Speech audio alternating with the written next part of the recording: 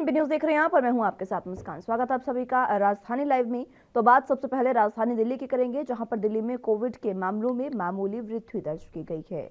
मंगलवार को 6028 नए मामले सामने आए, जबकि सोमवार को 5760 मामले दर्ज किए गए थे। इस बीच 31 संक्रमितों की मौत भी हो गई है। स्वास्थ्य विभाग के बुलेटिन के अनुसार सक्रिय कोविड मामले घटकर 42,010 हो गए हैं और संक्रमण दर घटकर 10.55% हो गई है। नए मामलों और मौतों की संख्या बढ़ने से मामलों की कुल संख्या 18,03,499 हो गई है और मरने वालों की कुल संख्या 25,681 हो गई है। इस बीच रिकवरी रेट 96.24% है। सक्रिय मामलों की दर 2.32% है और मृत्यु दर 1.42% है। पिछले 24 घंटों में 9,127 मरीजों के ठीक होने के साथ स्वस्थ होने वालों की कुल संख्या 17,35,808 हो गई है। इस समय कुल 33,602 कोविड रोगियों का इलाज होम आइसोलेशन में भी किया जा रहा है।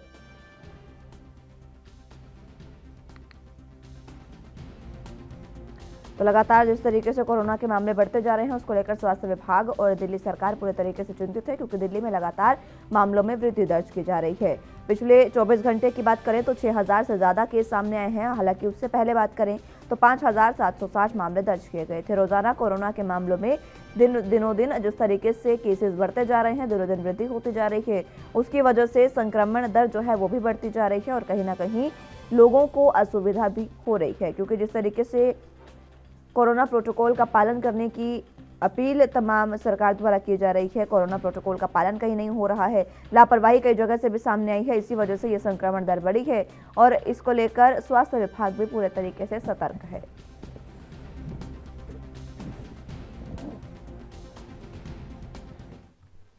इसी खबर पर ज्यादा जानकारी के लिए दिल्ली से संवाददाता राजीव तिवारी हमारे साथ जुड़ चुके हैं। राजीव, फिलहाल जिस तरीके से दिल्ली में संक्रमण दर लगातार बढ़ती जा रही है और कोरोना के मामलों में लगातार वृद्धि आती जा रही है, इसका कारण क्या वाकई जनता की लापरवाही माना जाए या फिर प्रशासन जो तमाम कोरोना प्रोटोकॉल है उनका पालन करवाने में नाकामयाब साबित हो रहा है? कारण इसका क्या समझा जाए? आपने यहाँ पर बात करें जिस तरीके से लगातार पिछले कुछ दिनों के अंदर लगातार जो आंकड़े थे वो घटते हुए नजर आ रहे थे और लगातार कहीं ना कहीं ये भी कहा जा रहा था कि दिल्ली सरकार के द्वारा और डीडीएमए के द्वारा जो लगातार कोशिश की गई है वो कहीं ना कहीं नतीजा बताया जा रहा था। मगर अब जिस तरीके से कह सकते हैं सोमवार को जिस तरीके से आंकड़े आए थे वो 5,760 मामले थे, मगर अब जो कह सकते मंगलवार के जो आंकड़े आए हैं, यानी कि पिछले 24 घंटे के अंदर जो आंकड़े आए हैं वो 6,028 मामले हैं। तो कहीं ना कहीं जो आंकड़े हैं वो बढ़ते हुए नजर आ रहे हैं और इसी को लेकर जो लापरवाही की बात की जाए तो वो कहीं ना कहीं जो बाजारों के अंदर लापरवाही देखने को मिल रही है वो साफ तौर पर दोनों तरफों से देखी जा रही है, जनता की तरफ से भी और जो अधिकारी हैं जिनको बाजारों में नियुक्त किया गया है उनकी तरफ से भी यही लापरवाही देखने को मिल रही है, क्योंकि बाजारों के अंदर सोशल डिस्टेंसिंग नहीं किया जा रहा है। यहाँ तक कि कह सकते जो दिल्ली पुलिस के द्वारा या फिर एसडीएम की टीम के द्वारा जो सख्ती होनी चाहिए थी उसमें लापरवाही देखने को मिल रही है और लगातार बाजार जो है वो निरंतर खुलते हुए नजर आ रहे हैं, जिससे कहीं ना कहीं जो कोरोना की जो रफ्तार है वो दोबारा से बढ़ती हुई नजर आ रही है। मगर जिस तरीके से पिछले 24 घंटे की बात करें जो 6,028 मामले हैं और जिसमें 31 लोगों की मौत भी हो चुकी है, उसको लेकर कहीं ना कहीं दिल्ली सरकार को और कुछ कदम उठाने चाहिए, चाहे वो डीडीएमए के द्वारा हो। और 27 जनवरी को अब डीडीएमए की फिर दोबारा से बैठक होगी जिसके अंदर कहीं ना कहीं नियम बनाए जाएंगे और सख्ती की जा सकती है। तो कहीं ना कहीं जो बाजारों के अंदर जो अधिकारी हैं जिनको सख्ती करने के लिए लगाया गया है उनकी तरफ से सख्ती जो नहीं हो रही है उसका खामियाजा कहीं ना कहीं जनता को भी भुगतना पड़ सकता है और दिल्ली सरकार को भी। जी खामियाजा जनता और दिल्ली सरकार सबको भुगतना पड़ सकता है, क्योंकि जिस तरीके से लापरवाही सामने आ रही है कि उसी वजह से संक्रमण दर लगातार बढ़ती जा रही है, ये बात वाजिब है। लेकिन इस संक्रमण दर को रोकने के लिए सरकार क्या क्या प्रयास कर रही है? क्योंकि अभी हमने देखा जिस तरीके से केजरीवाल सरकार ने एक प्रस्ताव दिया उपराज्यपाल को, जहां पर ये जो वीकेंड लॉकडाउन है उसको हटाने की मांग की गई थी। इस तरीके से अगर अभी जल्दबाजी की गई तो कहीं ना कहीं ये फैसला गलत भी साबित हो सकता है। इसीलिए इसी के मद्देनजर क्या कुछ तैयारियां फिलहाल की जा रही हैं संक्रमण को रोकने के लिए? देखिए, बिल्कुल सही कहा आपने। यहाँ पर बात करें जिस तरीके से दिल्ली सरकार ने और डीडीएम ने जिस तरीके से वीकेंड कर्फ्यू का ऐलान किया गया, नाइट कर्फ्यू का ऐलान किया गया, मार्केटों के अंदर जिस तरीके से ऑड इवन का ऐलान किया गया, यहाँ तक कि होटलों के अंदर या फिर रेस्टोरेंटों के अंदर खाना खाने की मना कर दी गई, यहाँ तक कि शादी समारोह के अंदर भी कह सकते 50% गैदरिंग के साथ कह सकते चलने की अनुमति दी गई। मगर यहाँ पर बात करें जिस तरीके से दिल्ली सरकार ने पिछले कुछ दिनों के अंदर उपराज्यपाल को एक प्रस्ताव भेजा था, जिसके अंदर वो प्रस्ताव जो है वो उपराज्यपाल ने कह सकते खारिज कर दिया, क्योंकि उसके अंदर कहा गया था कि वीकेंड कर्फ्यू और ऑड इवन जो मार्केटों के अंदर लगाया गया उसको हटाया जाए, क्योंकि व्यापारी जो लगातार कहीं ना कहीं इसी को लेकर आवाज उठाते हुए नजर आ रहे थे। मगर जिस तरीके से अब आंकड़े बढ़ रहे हैं वो कहीं ना कहीं चिंता का विषय बनता हुआ नजर आ रहा है, और यहाँ तक कि अब दिल्ली सरकार दोबारा से सख्ती करी जा सकती है। और दिल्ली सरकार शायद जिस प्रस्ताव को लेकर एलजी के पास गई थी, और यहाँ तक कि व्यापारी भी एलजी के पास गए थे कि मार्केटों से कह सकते हैं ऑड इवन हटाया जाए, वीकेंड कर्फ्यू हटाया जाए, क्योंकि उनकी रोजी रोजगार जो है वो नहीं चल पा रहा था। मगर यहाँ पर जिस तरीके से आंकड़े बढ़ रहे हैं उससे कहीं ना कहीं और चिंताएं बढ़ती हुई नजर आ रही है। चाहे वो उपराज्यपाल ने जिस तरीके से कदम उठाया कि जो प्रस्ताव दिया गया था उसको खारिज कर दिया गया, उन्होंने यही चीज देख के खारिज किया था कि जिस तरीके से आंकड़े घट रहे हैं, अगर आंकड़े बढ़ते हैं, अगर भीड़ को यानी खोलने की अनुमति दी जाती है, मार्केटों को खोलने की अनुमति दी जाती है, वीकेंड कर्फ्यू और कहते हैं ऑड इवन हटा दिया जाता है, तो कहीं ना कहीं मार्केटों के अंदर भीड़ बढ़ेगी और जिसके अंदर कहीं ना कहीं वायरस का खतरा दोबारा से बढ़ सकता है। और वही चीज अब पिछले 24 घंटे के अंदर देखने को मिल रही है। 6028 मामले सामने आ चुके हैं। जी जिस तरीके से ये वृद्धि बढ़ती जा रही है, इसको लेकर स्वास्थ्य विभाग किस तरीके से सतर्क है और स्वास्थ्य विभाग की स्वास्थ्य सेवाओं की क्या कुछ तैयारियां दिल्ली में फिलहाल? देखिए, बिल्कुल सही कहा गया। यहाँ बात करें स्वास्थ्य विभाग की तो लगातार कहीं ना कहीं दिल्ली की सरकार के जो सत्येंद्र जैन जी हैं स्वास्थ्य मंत्री, वो लगातार कह रहे हैं कि लगातार हम कोशिश कर रहे हैं। यहाँ तक कि आंकड़ों को जो घटता हुआ दिखाया जा रहा है उसके अंदर भी कहीं ना कहीं आंकड़ों को लेकर कहीं ना कहीं भाजपा की तरफ से कहीं ना कहीं आरोप लगाया गया कि टेस्टिंग की जो प्रक्रिया है वो कहीं ना कहीं कम की जा रही है, जिसकी वजह से दिल्ली के अंदर आंकड़े घटते हुए नजर आ रहे हैं। मगर यहाँ पर बात करें टेस्टिंग की प्रक्रिया को बढ़ाने की, तो वो टेस्टिंग की प्रक्रिया भी बढ़ानी चाहिए दिल्ली सरकार को। और यहाँ तक की बात करें जिस तरीके से ऑड इवन की या फिर वीकेंड कर्फ्यू की या फिर कहे मार्केटों के अंदर जो ऑड इवन लगाया गया है उसके अंदर जो, या फिर कहे जो अधिकारी जो अभी तक बाजारों के अंदर सख्ती नहीं कर रहे हैं उनकी तरफ से भी सख्ती होनी चाहिए थी। ये चीज दिल्ली सरकार को गौर करनी होगी, बाजारों के अंदर जाकर देखना होगा कि अधिकारी जो है वो काम कर रहे हैं नहीं कर रहे हैं, सख्ती का पालन करा रहे हैं नहीं करा रहे हैं, दिल्ली पुलिस सख्ती से पालन करा रही है नहीं करा रही है। मगर यहाँ पर सिर्फ गाइडलाइन जरूर बना दी गई है और अधिकारियों को दे भी दी गई है, और अधिकारी जो है वो बाजारों के अंदर सख्ती नहीं कर रहे हैं, जिसका खामियाजा शायद आने वाले दिनों के अंदर और ज्यादा भुगतना पड़ सकता है। जी अस्पतालों का फिलहाल राजीव दिल्ली में क्या हाल है? क्योंकि हमने देखा पहले दूसरी लहर में जिस तरीके से अस्पतालों में सबसे ज्यादा दिक्कत महसूस की गई, बेड्स की कमी महसूस की गई, फिलहाल जिस तरीके से संक्रमण बढ़ रहा है और नए वेरिएंट को लेकर भी लगातार केस सामने आ रहे हैं, फिलहाल अस्पतालों का क्या कुछ हाल है?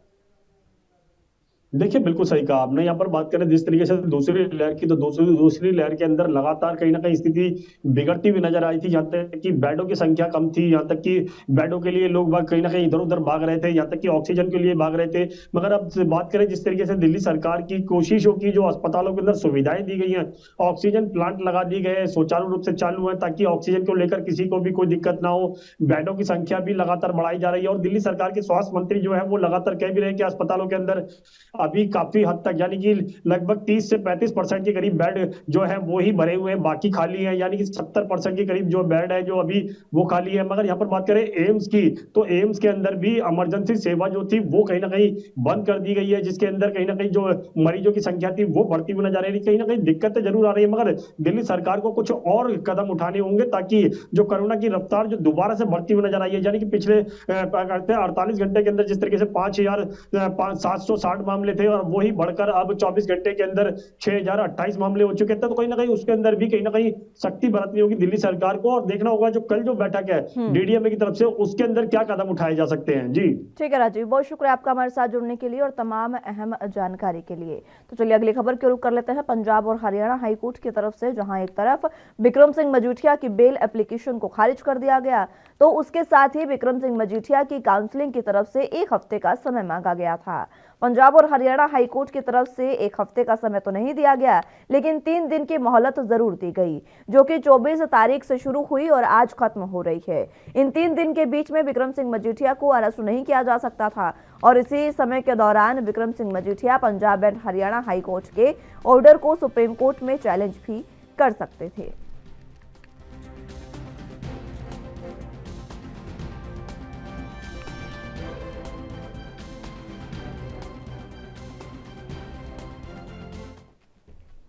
इसी खबर पर ज्यादा जानकारी के लिए चंडीगढ़ से संवाददाता अमित कुमार हमारे साथ जुड़े हुए हैं। अमित, फिलहाल जिस तरीके से विक्रम सिंह मजीठिया को मोहलत दी गई थी 3 दिन की, मोहलत ही से कहा जाए तो ज्यादा सही होगा, जो मोहलत दी गई थी 3 दिन की उसमें 24 तारीख से ही शुरू हुई और आज कहीं ना कहीं इसकी मियाद पूरी हो रही है। किस तरीके से ये पिछले आज के मतलब आज तक के 3 दिन रहे?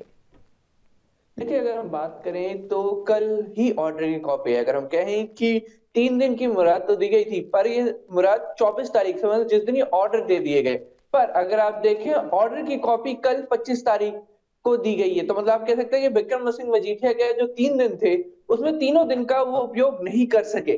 सीधे तौर पर अगर हम कह सकते हैं कि अगर कर सके नहीं कर सके, पर जैसे हमें जानकारी मिल पाई है कि 3 दिन में से ऑर्डर की कॉपी कल लगभग 3 बजे के आसपास मिली थी और 4 बजे तक का ही समय था। अगर हमें जैसी जानकारी मिली है कि सुप्रीम कोर्ट में अपनी बेल एप्लीकेशन कल लगाने के लिए, और आज जैसे आज 26 जनवरी है तो आज भी एप्लीकेशन नहीं लगा पाएंगे। अब सवाल यह था कि 3 दिन के, हम सीधे तो कहेंगे 1 हफ्ते का समय मांगा गया था। जब अगर हम कहें कि Punjab and Haryana high court से उनकी बेल एप्लीकेशन रद्द की गई थी, तब सभी किंग्स और मतलब हम कहें कि जितने भी तकनीकी या फिर कानूनी दावपेच जो जरूरी थे या फिर हम कहें कि गो थ्रू होने के लिए जिसके कारण उनकी बेल एप्लीकेशन रद्द हुई थी, तो उनकी तरफ से 1 हफ्ते का समय मांगा गया था। पंजाब एंड हरियाणा हाईकोर्ट ने 1 हफ्ते का समय तो नहीं दिया, पर उन्होंने 3 दिन का समय जरूर दिया है कि आप पंजाब एंड हरियाणा हाईकोर्ट के ऑर्डर को चैलेंज करने के लिए 3 दिन के अंदर सुप्रीम कोर्ट जा सकते हैं।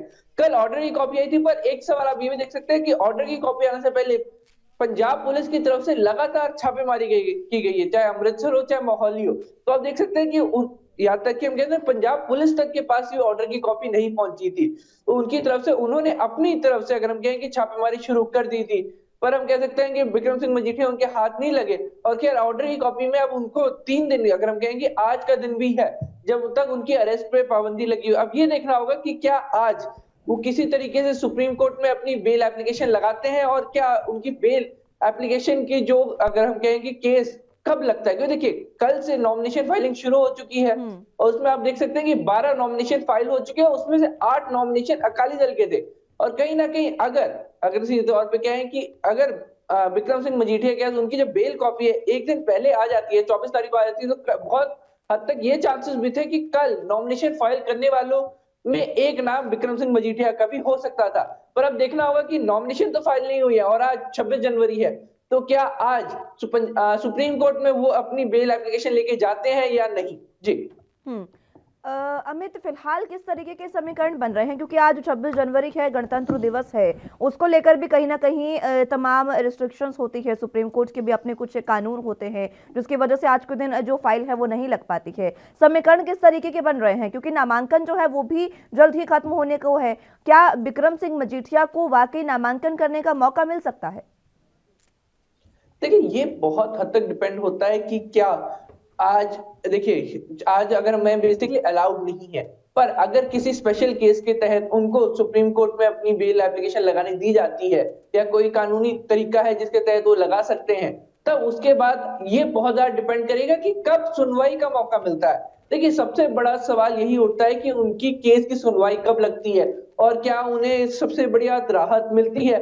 अगर राहत नहीं मिलती है तब हमें ये देखना होगा कि क्या हो सकता है। क्योंकि देखिए अभी तक जैसे अगर हम देख सकते हैं कि आगे 3 दिन के अंदर अगर वो नॉमिनेशन फाइल कर सकते हैं, देखिए 3 दिन तक उनको पंजाब एंड हरियाणा हाईकोर्ट की तरफ से ही छूट दी गई थी। तो इस 3 दिन मतलब हम कहेंगे 24 और 25 को वो माफ कीजिए, अगर कल चाहते तो 25 तारीख को अपनी नॉमिनेशन फाइल कर सकते थे, पर कल का दिन निकल गया और उन्होंने अपनी नॉमिनेशन फाइल नहीं किए। और इसकी सीधे तौर पर हम कह सकते हैं क्योंकि इलेक्शन कमीशन बकायदा लिस्ट जारी की गई है कि किन किन ने फाइल किया, उसमें उनका नाम नहीं है। आज 26 जनवरी है तो आज भी पॉसिबल नहीं हो पाएगा, तो आज जो 3 दिन की उनकी रियायत थी वो खत्म हो जाएगी। अब ये देखना होगा कि 27 तारीख से क्या कदम उठाया जाता है, क्या वो सुप्रीम कोर्ट का ही दरवाजा खटखटाते हैं या फिर खुद को सरेंडर करते हैं। देखिए यही दो एक मेन ऑप्शन अब उनके पास रह गए। अगर वो सरेंडर करते हैं तो बाय कोर्ट वो अपना, अगर हम कह सकते हैं कि जेल में जाके वहां से वो अपनी नॉमिनेशन फाइल कर सकते हैं। तो ये आप देख सकते हैं सुखपाल खेरा जो ईडी के मामले में जेल के अंदर है, तो उनकी तरफ से बाकायदा नॉमिनेशन जेल के अंदर से फाइल किया गया। उन्होंने मोहाली कोर्ट में इसकी गुहार भी लगाई है, जिसे पंजाब सरकार से बाकायदा जवाब मांगा गया है कि क्या उनको फाइल करने दिया जाए या उनको कोई आपत्ति तो नहीं है। तो ये चीज देखिए प्रोसेस चल रहा है। तो अब ये देखना होगा कि विक्रम सिंह मजीठिया भी इसी तरीके से इलेक्शन लड़ते हैं या फिर वो इलेक्शन अपने आप को कहते हैं कि बाइकआउट करते हैं, खुद इलेक्शन साइड हो जाते हैं, उनकी जगह कोई और कैंडिडेट इलेक्शन लड़ता है, ये भी एक बहुत बड़ा ऑप्शन हो सकता है। या फिर फाइनली अगर हम कहें कि अगर सुप्रीम कोर्ट वो पहुंचते हैं और उनको सुप्रीम कोर्ट से राहत मिल जाती है, या फिर कहें कि उनकी केस की सुनवाई अगर 27 को लगी है तो 27 या 28 के दिन करीब ही उनकी सुनवाई हो जाती है और ठीक उसके है। ही दौरान उनको बेल एप्लीकेशन एक्सेप्ट हो जाती है, तब हम कह सकते हैं कि एक बहुत बड़ी राहत उनको मिल सकती है और तब वो खुद अपने नाम के ऊपर या फिर हम कहें खुद वो इलेक्शन लड़ते हुए नजर आ सकते हैं। पर ये सब कुछ ठीक है। बहुत उस पर डिपेंड करता है कि उनको सुनवाई के लिए मौका मिलता है या नहीं। जी ठीक है अमित, बहुत शुक्रिया आपका हमारे साथ जुड़ने के लिए और तमाम अहम जानकारी के लिए। तो अगली खबर की रुख करते हैं। मुंबई पुलिस की एंटी नारकोटिक्स सेल ने एक बड़ी कार्रवाई को अंजाम देते हुए एक हाईफाई कार के अंदर से लाखों की ड्रग्स बरामद की है। इस मामले में 2 आरोपियों को गिरफ्तार किया गया, लेकिन सबसे चौंकाने वाली बात ये रही कि इस कार में जिस तरीके से मोडस ऑपरेंडी के तहत कैविटी बनाकर ड्रग्स को छुपाया गया था, वो अपने आप में बेहद ही चौंकाने वाली है। दरअसल एंटी नारकोटिक्स सेल की कांदिवली यूनिट को गोपनीय सूत्रों से यह जानकारी मिली थी कि घाटकोपर इलाके में ड्रग्स की एक बड़ी खेप छुपा कर रखी गई है। इसकी जानकारी मिलते ही पुलिस ने टेप लगाया और शक के आधार पर एक कार को रोका। कार की तलाशी के दौरान उसमें पता चला कि उसमें कैविटी बनाकर ड्रग्स को छुपाया गया है। पुलिस ने फौरन डिग्गी के अंदर लगे लोग को जैसे ही खोलकर पीछे की सीट को हटाया, उसके अंदर संदूकनुमा बॉक्स में इस ड्रग्स की बड़ी खेप उन्होंने बरामद की। इसके बाद पुलिस ने डिग्गी और पिछले दरवाजे के स्क्रू को जैसे ही खोला, बाद में वहां से भी एक बड़ी खेप बरामद हुई। पुलिस के मुताबिक बरामद ड्रग्स की कीमत 33 लाख रुपए बताई गई है। मुंबई पुलिस की एंटी नारकोटिक्स सेल के कांदी यूनिट ने एक कॉन्फिडेंशियल इंफॉर्मेशन के बेसिस पे एक 4 व्हीलर को इंटरसेप्ट किया, जिसमें से 115 केजी गांजा जब्त किया गया है। ये गांजा ट्रांसपोर्ट करने के लिए उसी व्हीकल में कुछ कैविटीज बनाए गए थे। उस कैविटीज में गांजा को रख के उसका ट्रांसपोर्टेशन किया जाता था और इसमें ऑफेंस दाखिल किया जा चुका है और इसका इन्वेस्टिगेशन जारी है।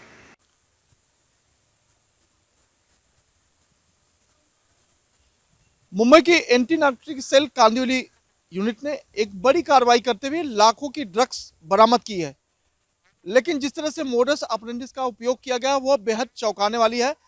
इस तस्वीर को देखकर आप भी हैरान हो जाएंगे कि दिखने वाली यह कार मामूली कार दिखती है, लेकिन जिस तरह से इस कार में मॉडिफाई किया गया उसको देखकर आप हैरान हो जाएंगे। आपको बता दें कि 2 आरोपियों की गिरफ्तारी की गई है, जिसमें लाखों की ड्रग्स बरामद की गई है, लेकिन इस कार के अंदर जो तस्वीरें देखेंगे उसको देखकर शायद आप हैरान हो जाएंगे। तमाम जो अधिकारी दिख रहे हैं उनको यह पुख्ता जानकारी मिली थी कि घाटकोपर इलाके में कुछ लोग ड्रग्स जो है मुंबई में लाने वाले हैं, लेकिन पुख्ता सबूत के चलते पुलिस ने जब इस कार की जांच की तो बड़े अहम खुलासे सामने आए। फिलहाल इन खुलासों की बात कर लेते हैं। तो सर थोड़ा सा कार के बारे में बताइए कि किस तरह से इसमें कैविटी बनाई गई है, यानी कि इस कार के अंदर जो पीछे की डिक्की दिख रही है, अमूमन लोगों को भरोसा होता है कि उसमें सामान रखी जाती है, लेकिन ये स्पेस इतना ही नहीं है, इसमें और बहुत सारी चीजें दिखाई देंगी। कि सर देखिए, एक सबसे अहम बात कि इस कार के पीछे जो छोटी सी डिक्की होती है, उस डिक्की के अंदर एक छोटा सा दरवाजा बनाया गया है, यानी कि कैविटी के अंदर कैविटी। दूसरी भी तस्वीरें दिखाएंगे कि किस तरह से एक और दूसरी कैविटी बनाई गई जिसमें ड्रग्स की बड़ी खेप रखी जाती थी। तो इस तरह का मोडस ऑपरेंडी अपनाकर जो है तमाम जो ड्रग्स के कारोबारी हैं उस पर ड्रग्स लाते हैं। दूसरी तस्वीरें दिखाएंगे कि इसके अलावा भी मेन गेट देखिए, एक इसके पीछे भी एक छोटा से पिन बनाया गया है, जिसको खींचने के बाद आगे का जो कैविटी खुलेगी उस कैविटी के बारे में भी दिखाएंगे कि यहाँ भी देखिए एक छोटी सी कैविटी बनेगी। इसको दरअसल छोटा नहीं कर सकते क्योंकि 60 किलो ड्रग्स इसमें छुपाया गया है। इसका अंदाजा लगा सकते हैं कि जो अगर ड्रग्स की बरामदी की बात करें तो 115 किलो ड्रग्स बरामद किया गया है। तो तस्वीरें बिल्कुल हैरान करने वाली हैं। एक और तस्वीर आपको दिखाएंगे जिसको देखकर आप शायद चौंक जाएंगे। देखिए, इसके अलावा भी दरवाजे में भी कैविटी बनाई गई, इस कैविटी के अंदर ड्रग्स छुपा कर रखी गई थी, यानी कि अब अंदाजा लगा सकते हैं कि कार को जो बनाया है वो खास मोडस के तहत बनाया है कि ड्रग्स की जो तस्करी होगी कैसे की जाएगी। तो यानी कि ये जो कार्रवाई हुई है, जाहिर तौर पर अगर पुख्ता जानकारी नहीं होती तो शायद किसी की नज़र में यह कैविटी आती नहीं और जो आरोपी हैं उनकी गिरफ्तारी भी नहीं हो। सर सबसे पहले बताइए कि किस तरह की जानकारी मिली थी और कैसे इतनी बड़ी कार्रवाई को अंजाम दिया गया। संडे को हमको इन्फॉर्मेशन मिली थी कि उड़ीसा से बड़े पैमाने पर मुंबई में ड्रग सप्लाई होने वाला है। उसका गाड़ी का नंबर वगैरह मिला था हमको, तो उस बिना पे हमने घाटकोपर बस डिपो के बाहर ट्रैप लगाया था। उस ट्रैप में हमको ये गाड़ी आते हुए मिली, तो हमने ट्रैफिक जाम वगैरह करवा के वो गाड़ी को रोका, साइड में लिया।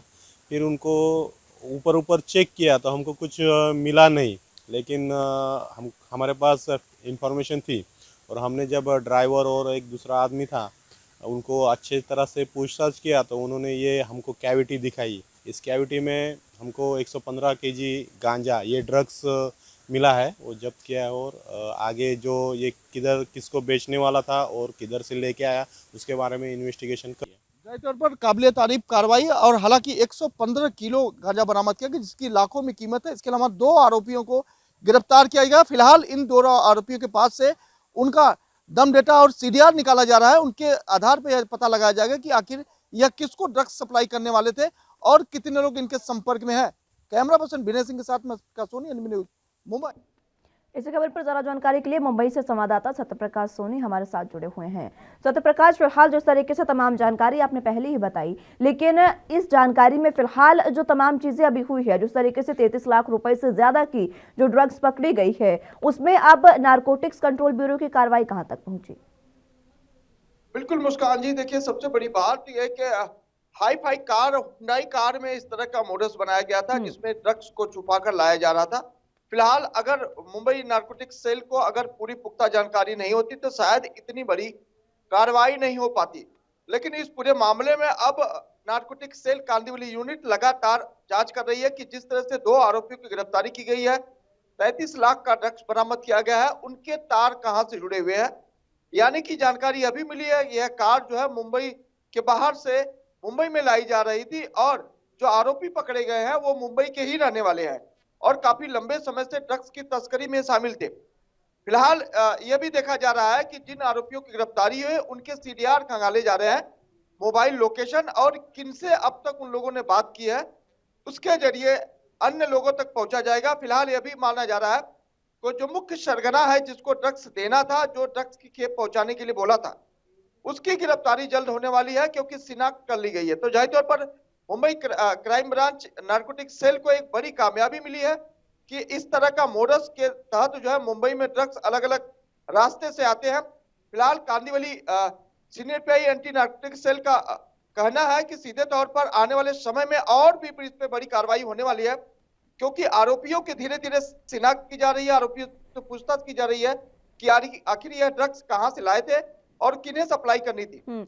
सत्यप्रकाश, क्या अभी कोई जानकारी नहीं मिल पाई है कि ये जो कार आई थी, ये जो हाईफाई कार है, ये कहां से इसकी शुरुआत हुई थी और कहां से ये कहां तक जा रही थी? क्या इसके बारे में कोई जानकारी?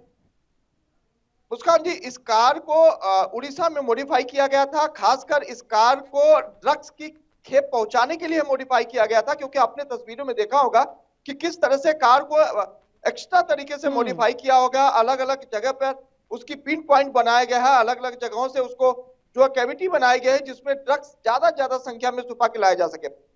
ऐसे में अगर यह उड़ीसा से कार आई है तो जाहिर तौर पर इसके संपर्क कहीं न कहीं उड़ीसा से जरूर होंगे। इस तरह की भी जानकारी crime branch anti narcotics cell दे रही है।